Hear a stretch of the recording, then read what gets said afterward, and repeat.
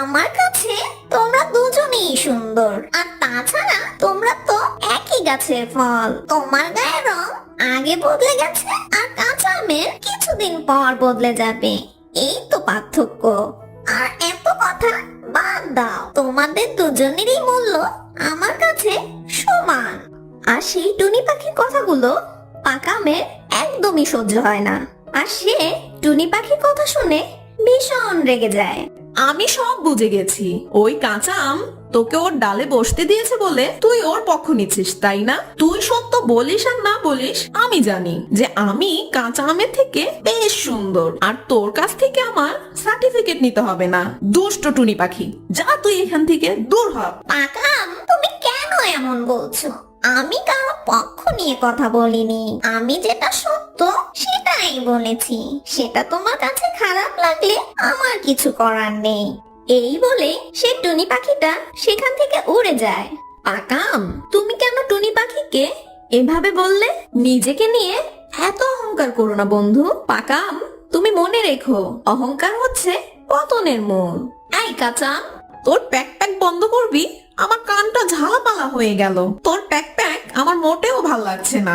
একদম চুপ থাক, তোর কোনো কথাই আমি শুনতে চাচ্ছি না। এই বলে পাকা আম কাঁচা আমকে আবারও কথা শোনাতে থাকে। এভাবেই ঝগড়া করে দুই আমের দিন কেটে যাচ্ছিল। টুনটুন সেই আম গাছের নিচে এসে কান্না করছিল। এ কি ছোট্ট টুনটুনি পাখি, তুমি কি হয়েছে তোমার? তোমার সবকিছু আমাকে খুলে বলো। আমি কারোর সাথে কথাও বলবো না, আর আমি দাদুমার কাছে ফিরেও যাব না। সে তো আমি বেশ বুঝলাম, কিন্তু তোমার হয়েছেটা কি আমাকে বলবে? তোমার ঠাকুমা তোমার সাথে কি করেছে আমাকে বলো। ঠাকুমা আমায় বকেছে, অনেক বকেছে। আমি বাড়ির কাউকে না বলে সবগুলো ফল খেয়ে ফেলেছিলাম, আর তাই দাদিমা আমাকে খুব বকেছে। ও, এর জন্য তোমার মন খারাপ? তোমার দাদিমা তোমার ভালোর জন্য বকেছে।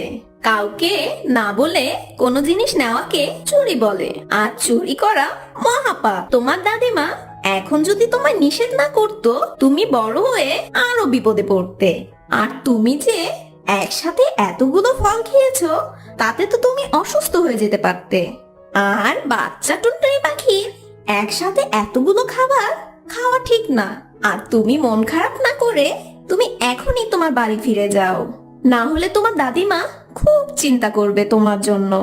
এই টুনি ছোট্ট পাখি, না না, তুমি ওই কাঁচা আমের কথা শোনো না। তুমি যা করেছো একদম ঠিক করেছো।